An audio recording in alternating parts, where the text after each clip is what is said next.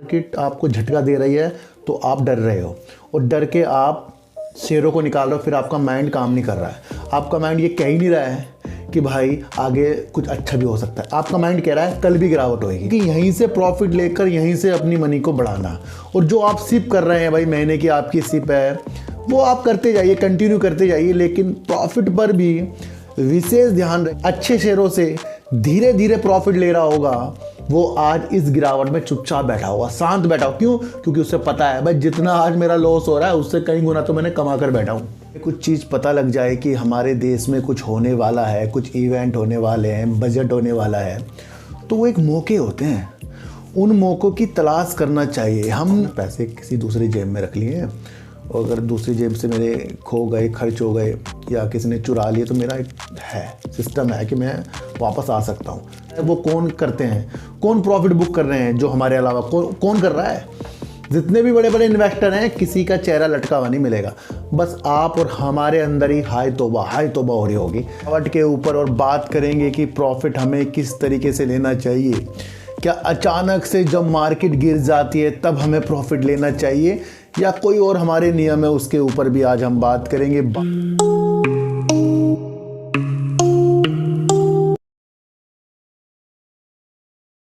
नमस्कार, मैं स्वागत करता हूं आपका अपने ही चैनल पर जिसका नाम है सार्थक बाजार से।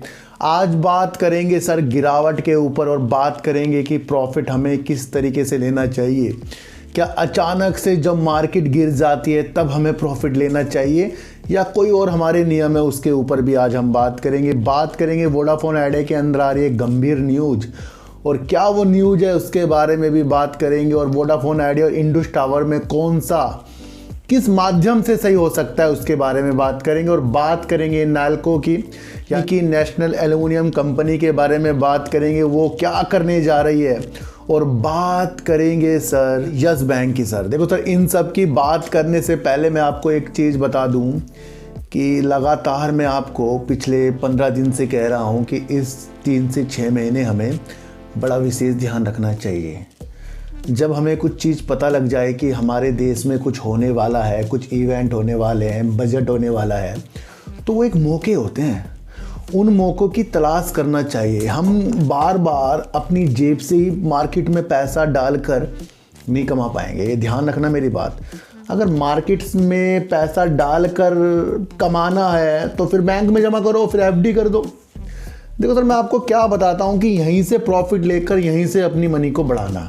और जो आप सिप कर रहे हैं भाई, महीने की आपकी सिप है, वो आप करते जाइए, कंटिन्यू करते जाइए, लेकिन प्रॉफिट पर भी विशेष ध्यान रखिए। बीते दिनों मैंने आपको कहा था कि अच्छे शेयरों से ही हमें प्रॉफिट की मंशा बनानी चाहिए, है ना। जो पैनी स्टॉक होते हैं ना, वो तो मजबूरी वाले प्रॉफिट होते हैं सर। उसके अंदर वहाँ तो आ गया नहीं आया, लेकिन जो अच्छे शेयर होते हैं वहाँ प्रॉफिट भी नहीं आए ना, तो वहाँ रुक सकते हैं हम। पर निगेटिव शेयर में आप, मतलब पैनी स्टॉक में आप रुक नहीं सकते। तो अच्छे शेयरों से जब हम प्रॉफिट लेने कंटिन्यू स्टार्ट करते हैं और वो शेयर भी हमारे पास हो। देखो सर, अगर हमने कोई अच्छा शेयर 200 में लिया, 230 में सेल्स कर दिया, अब 30 रुपये के हिसाब से हमारे पास पैसे आ गए, और वहाँ पर करना क्या है, सारे सेल नहीं करने हैं। यानी कि अगर आपके पास 1000 हैं तो 700 करने, 300 फिर भी छोड़ देने। फिर वो कुछ दूर ऊपर की तरफ गया, या तो उसके अंदर फिर आप एवरेज कर लो, दोबारा से नीचे की तरफ आया, फिर और ज़्यादा एवरेज कर लो। लेकिन वो अच्छे शेयरों में होता है। इससे क्या होता है, शेयर हमारे पास बने रहते हैं। पर एकदम से हम सारे शेयरों को निकालना, वो भी अच्छे शेयरों को, ये बिल्कुल गलत है। और अगर वो चीज़ें आपके पास है कि भाई आप कुछ अच्छे शेयरों को बहुत कम क्वांटिटी में सिप लगा रहे हैं और वो दूसरे अकाउंट में छोड़ते जा रहे हैं, वो सबसे ज़्यादा मजबूत करेगा। अभी आज की जो गिरावट हो रही है, मैंने अपनी एक पोस्ट डाल दी थी कि सारे के सारे शेयरों को खरीदने में दिमाग नहीं लगाना है, कुछ बुरे वक्त के लिए भी हमें पैसा बचाना है। इसके 1 घंटे बाद से ही मार्केट में शेयरों में गिरावट शुरू हो गई। चेक कर लेना, आप टाइम मिला लेना, उसके 1 घंटे बाद ही गिरावट के सिलसिले शुरू हो गए हैं। क्यों हो गए हैं?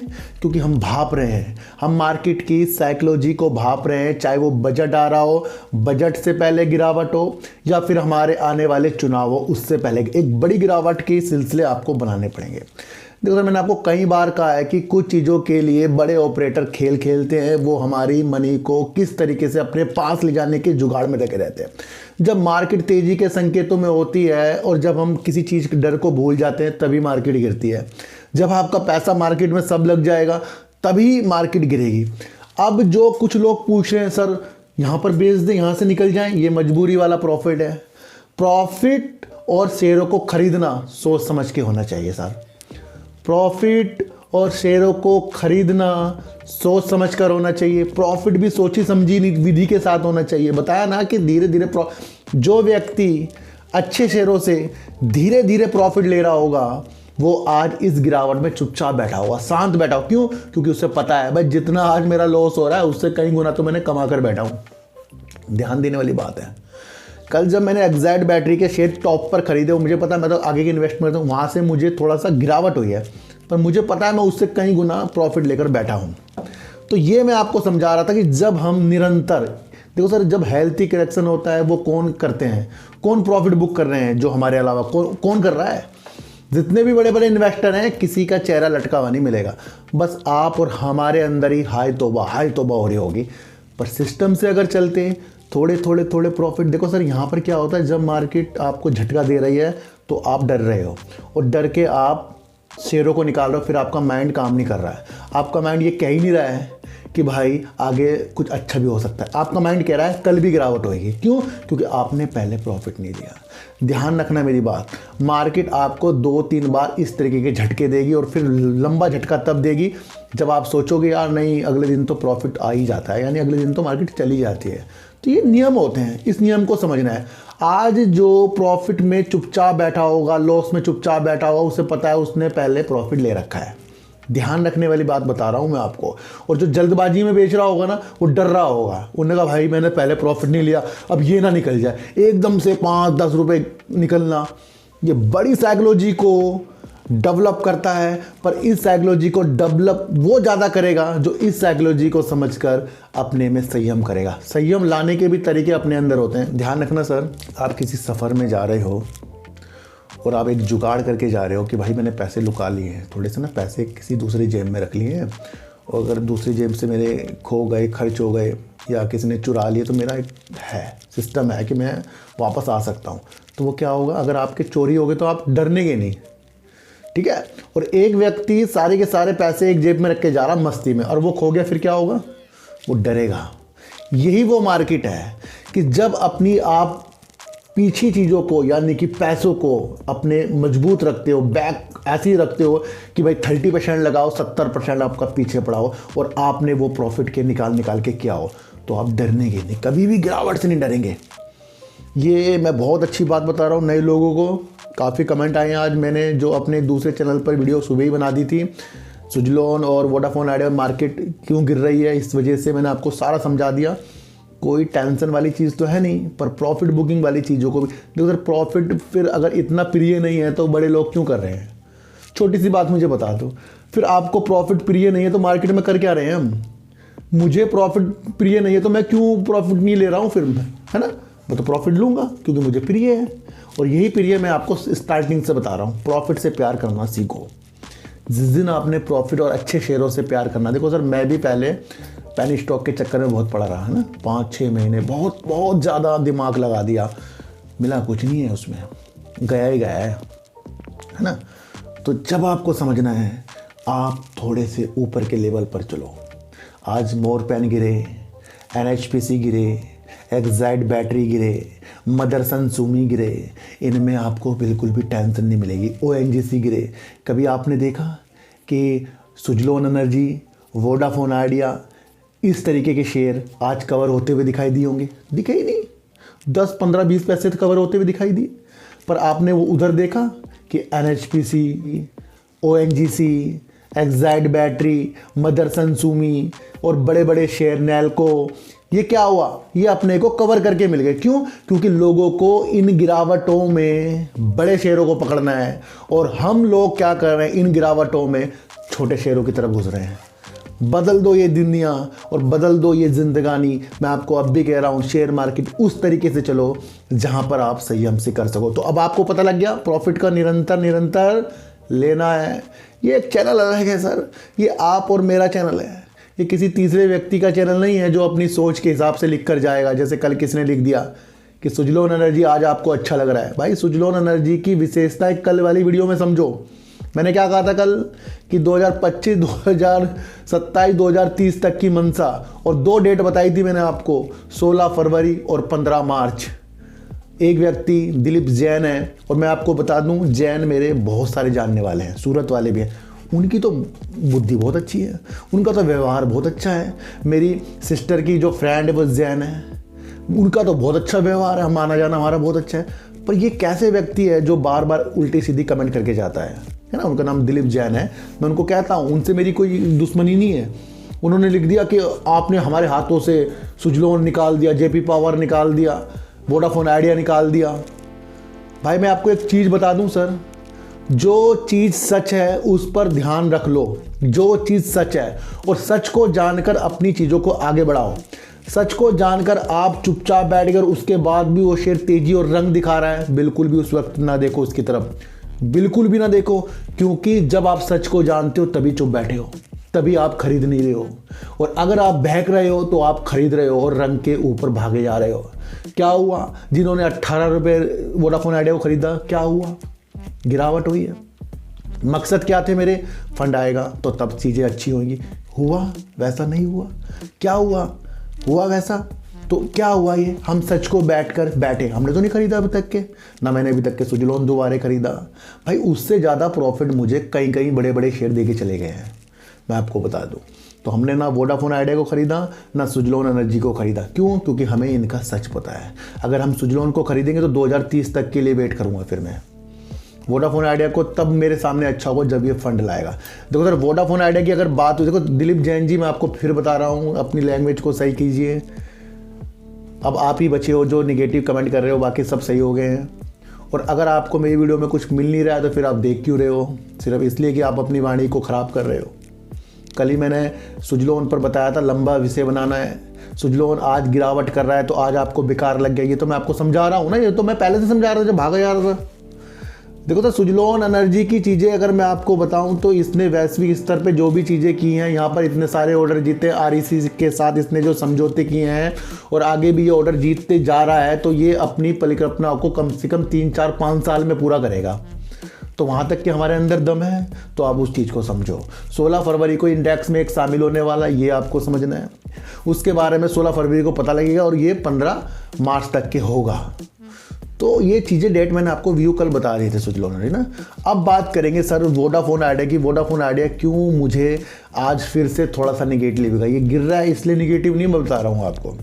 देखो सर, क्या हुआ है कि डॉट के नियमों के अनुसार, डॉट के अनुसार ही समझ लो कि जो अमेरिका है, US international development finance corporation है, इनसे फंडिंग की बात चल रही थी। और वोडाफोन आइडिया ने 4 महीने पहले डॉट को, दूरसंचार विभाग को कहा है कि वो US international development finance corporation से अपने फंड को, यानी फंडिंग जो से वो देगा उसको वो सुरक्षित कर लेगा। पर उसमें भी वोडाफोन आइडिया जो भारी निवेशक की चीज़ों के साथ हमें दिख रहा था, उसके अंदर वो विफल रहा है। और यहाँ पर वोडाफोन आइडिया के ऊपर आलोचना हो रही है। भाई बता क्या रहे हो क्या रहा है ना? ये डॉट कह रहा है कि डॉट को इन्होंने 4 महीने पहले आश्वासन दिया था। देखो सर, जो कंपनी डॉट को यानी दूरसंचार विभाग को आश्वासन दे रही है कि US international development finance corporation से वो फंडिंग की चीज़ों को सुरक्षित कर लेगा, उसमें वो असफल हो गई है। अब यहाँ से इसकी आलोचना हो रही है। ये आपको चीज़ें निगेटिव दिख रही है या पॉजिटिव दिख रही है? मैं आपको सच की तलाश करनी दिखा रहा हूँ, उसके बाद चलने वाली चीज़ें आपके ऊपर आती है। रुकना है या चलना है, ये आपको समझना है। तो यहाँ फंड वाली चीज़ें यूएस वाली थोड़ी मुश्किलों में आती हुई नजर आ गई। और सरकार सबसे बड़ा इसके अंदर स्टेक लेकर बैठा है 33% का। और दूसरी तरफ मैं आपको अगर बता दूं, एक वीडियो अपने डीप सर्च चैनल पर 3 मिनट की बना दी थी कल, जिसके अंदर मैंने कहा था कि बीएसएनएल अपने बढ़ते कदमों के साथ बहुत तेजी के साथ बढ़ रहा है और इस 2024 वो अपनी 5G की परियोजनाओं को पूरा कर लेगा, रोल आउट की चीज़ों को। कितनी ये पॉजिटिव न्यूज़ है बीएसएनएल के लिए और निगेटिव न्यूज़ है उसके लिए, जो हमें फंड की ना तारीख बता रहा है और ना हमें 5G की डेट बता रहा है। यहाँ पर 4G अपनी चीज़ों के साथ BSNL लिया है और BSNL कह रहा है कि जिस तरीके से राहत पैकेज और वो 4G का आगमन कर देगा 2027 तक। मैं आपको बताऊं सर, 2027 तक ये जो है मुनाफे में आ जाएगी कंपनी। ये बहुत बड़ी बात BSNL ने कह दी है ना। और एक चीज़ और मैं बताऊं, बाजार में हिस्सेदारी BSNL की 8.08% है। अब एक बात समझो कि जो कंपनी कर्जे में है अभी, लेकिन राहत पैकेज और 4G की चीज़ें उसने बता दी है, तो आप एक चीज़ समझो कि 8.08% की इसकी हिस्सेदारी बाजार में, यानी 100 में से 8.08% सब्सक्राइबर BSNL के हैं। ये कंपनी कह रही है कि 2025 में अपने 4G और 5G के माध्यम से इसको ये 20% कर लेंगे, यानी करीब 12% तक बढ़ा लेंगे। बड़ी बात है या छोटी बात है? जो कंपनी बिल्कुल डूब रही है वो कह रही है कि हम मुनाफे में आ जाएंगे 27 तक, 2025 तक अपने सब्सक्राइबर को 20% तक हिस्सेदारी बाजार में कर लेंगे। ये सीधा सीधा वोडाफोन आइडिया के लिए एक झटका है। ये कोई समझेगा नहीं ना, समझने वाली चीज़ों के साथ हमें उतरना चाहिए।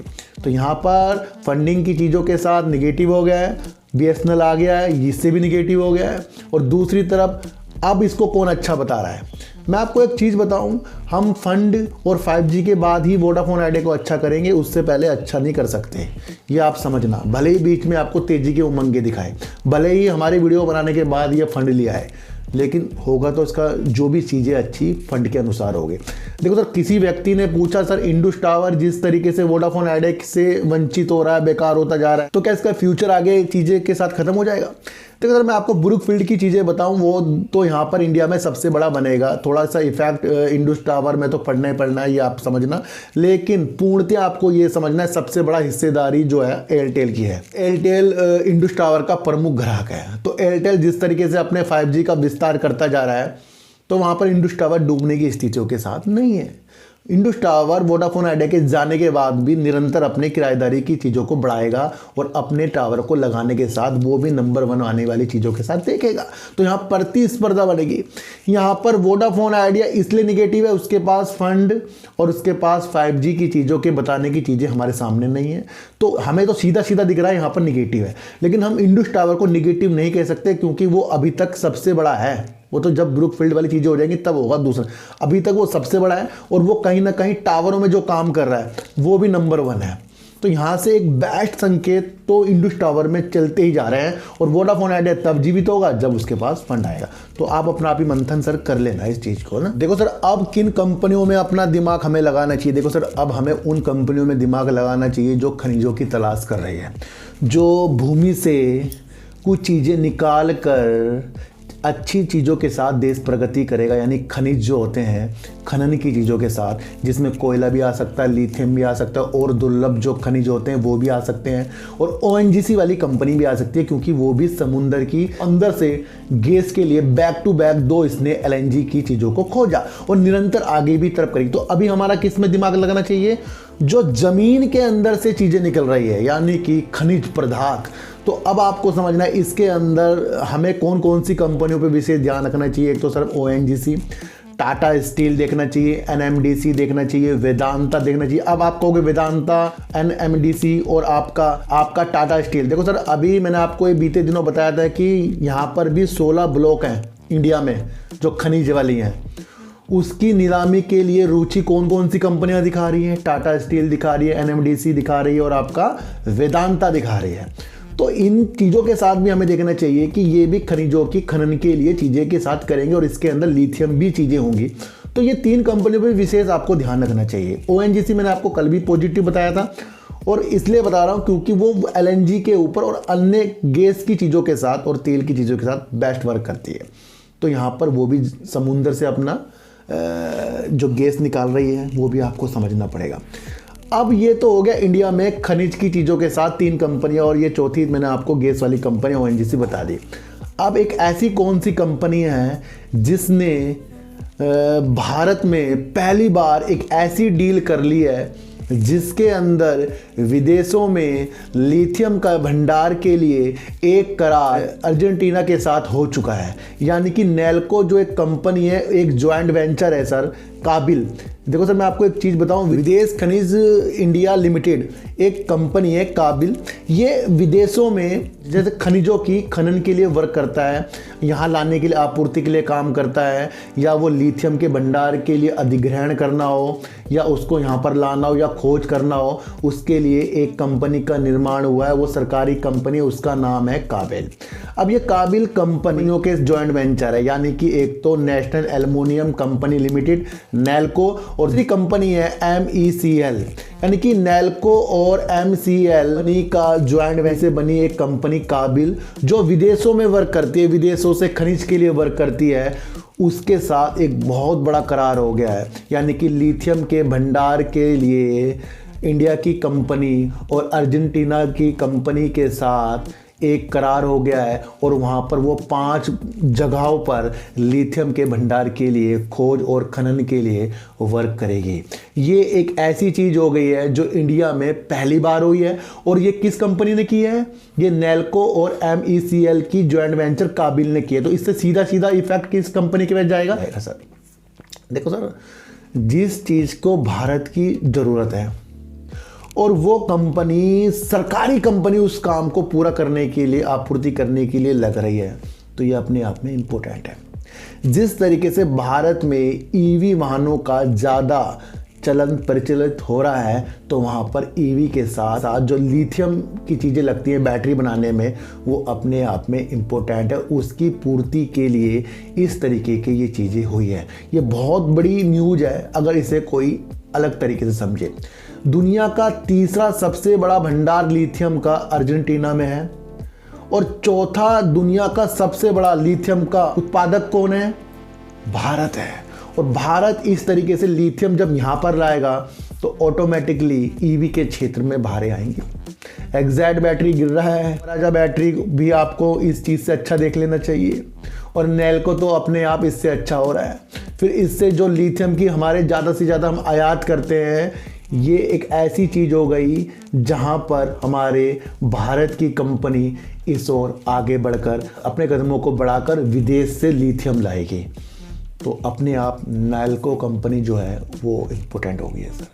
देखो सर, जितनी भी लिथियम ये नेल्को काबिल वहाँ से नेल्को के जरिए यहाँ पर लाएंगे, तो फिर जब ये लिथियम यहाँ पर इंडिया में आ जाएगा, तो क्या जो EV वाली कंपनियां हैं, बैटरी वाली कंपनियां हैं, या अलग तरीके से जो कंपनियां लिथियम में यूज उनका होता है, तो वो सीधा सीधा सरकारी कंपनियों से बातचीत नहीं करेंगी। बड़ी प्रोसीजर है, लेकिन उस व्यू को हमें समझना। दूसरा, यहाँ व्यू पे काम होता है। जिस दिन आपने व्यू को समझना शुरू करा, मैं गारंटी से कह सकता हूँ आप एक अच्छे शेयर मार्केट के सोच समझने वाले व्यक्ति बन जाएंगे। हवाई वाले, बातों वाले तो गिरावट में डर रहे हैं, और जो समझने वाले लोग हैं, जो अपने प्रॉफिट को निरंतर, देखो सर, हमने किसी शेयर की खोज करी, मान लो हमने JK टायर की खोज 236 में कर दी, आज वो 400 में चला गया, क्या हमें अपना प्रॉफिट नहीं देखना चाहिए? हमने NLC इंडिया की खोज 110-100 रुपये में की, और वो 200 से पार जाए, क्या हमें अपना वहाँ प्रॉफिट नहीं देखना चाहिए? हमने 80, 87, 97 रुपये में अपनी भेल की खोज करी, तो क्या हमें अपना वहाँ प्रॉफिट नहीं देखना चाहिए? क्या हम सिर्फ खोज करने के लिए रहेंगे भाई? हम खोज करते रह जाएंगे? हमने ONGC की खोज 200 रुपये से नीचे करी है, तो आज वो 230 पर है, क्या वहाँ अपना छोटा मोटा प्रॉफिट भी ना देखें?